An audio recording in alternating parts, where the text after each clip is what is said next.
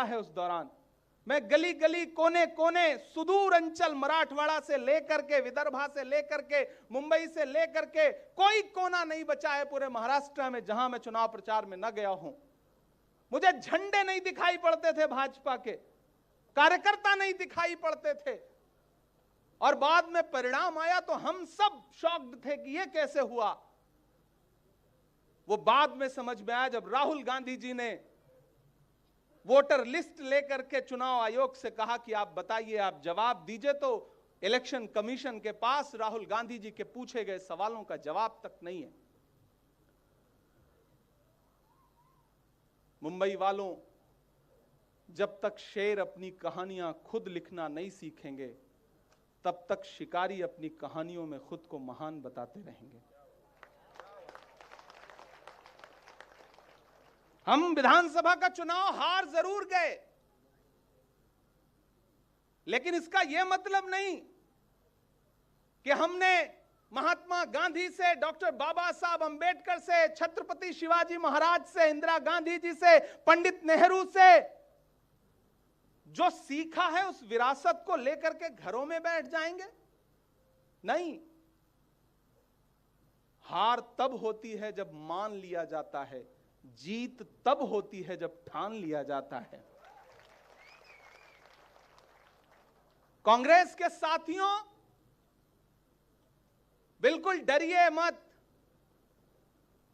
System भले इनका चल रहा हो, सरकार भले इनकी चल रही हो, लेकिन बात देश की पार्लियामेंट में राहुल गांधी की मानी जाती है। यह जलवा है हमारे नेता का।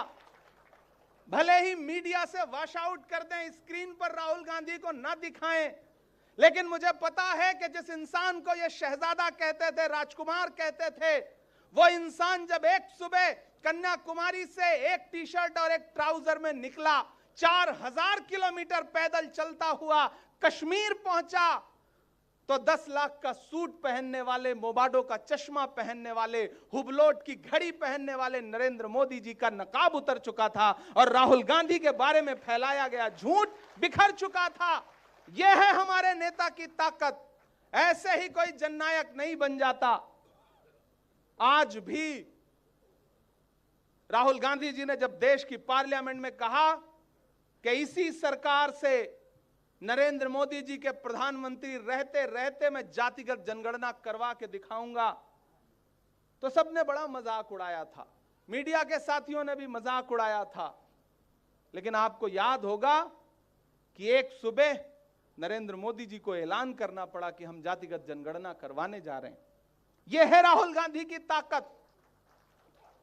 कैंची से चिरागों की लवें काटने वालों, कुदरत के करिश्मों से लड़ोगे तो मिटोगे। तुम फूल को चुटकी में मसल सकते हो, लेकिन खुशबू को बिखरने से नहीं रोक सकोगे। ये जो मोहब्बत की खुशबू है जो कांग्रेस में समाहित है, उसे एक बार फिर से लेके उठ खड़े होइए। आपके सामने आने वाले दिनों में एक इलेक्शन है। कोई इलेक्शन छोटा बड़ा नहीं होता। मेरे लिए लोकसभा का इलेक्शन भी उतना ही महत्वपूर्ण है, विधानसभा का इलेक्शन भी उतना ही महत्वपूर्ण है, और कॉरपोरेशन का इलेक्शन भी उतना ही महत्वपूर्ण है। ताई, मैं आपका छोटा भाई हूं। तब आप आमदार हुआ करती थी जब आपने मुझे वोट देके खासदार बनाया। मुझे दिल्ली जाके लगा कि अगर छोटा भाई उच्च सदन में बैठ रहा है तो फिर बड़ी बहन को भी यहीं आना पड़ेगा, और हम लोगों ने दुआ की। और देखिए मुंबई वालों, आप अपनी अध्यक्ष की ताकत समझिए। आप अपनी अध्यक्ष की ताकत समझिए कि एक इंसान जिसे भारतीय जनता पार्टी ने वर्षा गायकवाड़ के खिलाफ कैंडिडेट बनाया और उन्हें लग रहा था कि वो साम दाम दंड भेद करके चुनाव जीत जाएगा, लेकिन यह वर्षा गायकवाड़ का जमीन से जुड़ाव था, इनके पिता की विरासत थी, राहुल गांधी का नाम था, कांग्रेस की ताकत थी कि तमाम पैसा धन दौलत खर्चने के बाद भी वो इंसान इनसे चुनाव नहीं जीत सका। तो आप अंदाजा लगाइए कि आज जब प्रेसिडेंट ने नॉमिनेट किया राज्यसभा में, तो उस हारे हुए वर्षा गायकवाड़ से हारे हुए प्रत्याशी को नरेंद्र मोदी जी ने नॉमिनेट करवा करके राज्यसभा पहुंचाया। तो आप अपनी अध्यक्ष की ताकत को समझिए। कि वर्षा गायकवाड़ किसे चुनाव हरा करके लोकसभा पहुंची हैं और उसको संसद लाना नरेंद्र मोदी जी के लिए कितना महत्वपूर्ण था, क्योंकि मुझे लगता है कि इस देश में नरेंद्र मोदी जी को झूठ बोलने में कोई टक्कर दे सकता है तो वही दे सकते हैं। इसलिए आप सबसे कहना चाहता हूं साथियों कि ये बहुत आने वाला समय बहुत मुश्किल भी है, महत्वपूर्ण भी है। कई राज्यों में चुनाव हैं, लेकिन यहां जो बीएमसी का चुनाव है वो किसी राज्य के चुनाव से कम नहीं है। मुझे लगता है कि वो ज्यादा महत्वपूर्ण है। आप सारे लोगों को कमर कसना है। यहां मेरी माएं बहनें बैठी हैं, नौजवान साथी बैठे हैं, बुजुर्ग बैठे हैं, ऐसे तमाम सामने चेहरे बैठे हैं जिन्होंने पिछले 40 साल 50 साल कांग्रेस पार्टी के लिए अपना सब कुछ कुर्बान किया है। और कई ऐसे लोग बैठे हैं जिन्हें जिंदगी में राजनीतिक तौर पे शायद उसका बदला भी ना मिल सका हो, लेकिन यह कांग्रेस पार्टी की मोहब्बत है, यह संविधान के प्रति उनका सम्मान है कि उन्होंने पूरी जिंदगी कांग्रेस के लिए कुर्बान कर दी, उफ तक नहीं किया, कुछ मांगा तक नहीं।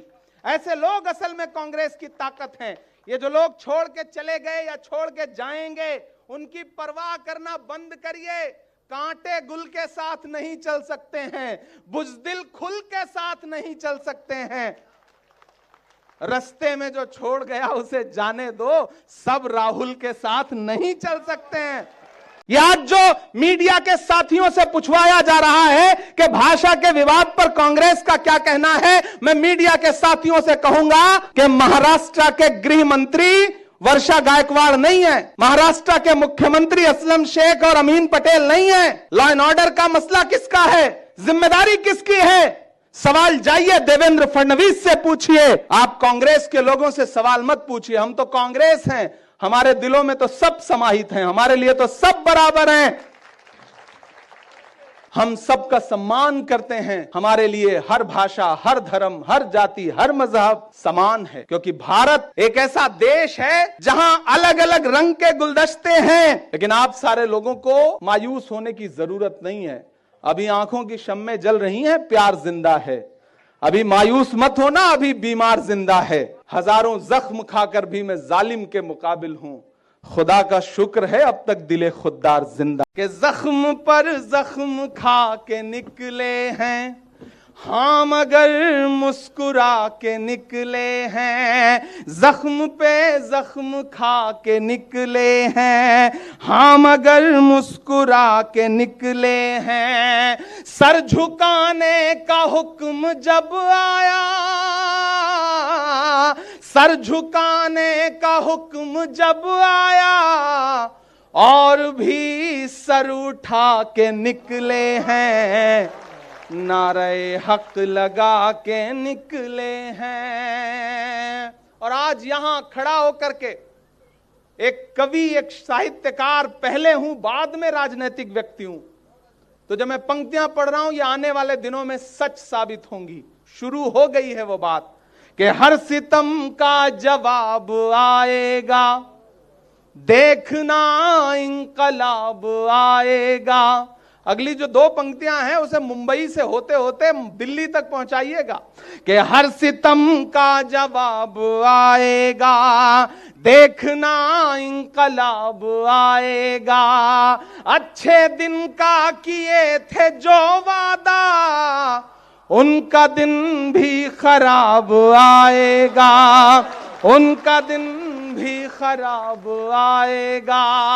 कि झूठ के हाकिमों के चेहरे पर आईना हम दिखा के निकले हैं, नारे हक लगा के निकले हैं। कि हम तो निकले हैं मुस्कुराते हुए। आप कांग्रेस के नेताओं से मिलिए, मोहब्बत की बात करेगा, हंसेगा, मुस्कुराएगा। उधर आप भाजपा के नेताओं के भाषण सुन लीजिए, चाहे वो कितने भी छोटे क्यों ना हो, अजीब सी तनाव में है, सिर्फ नफरत की बातें हैं।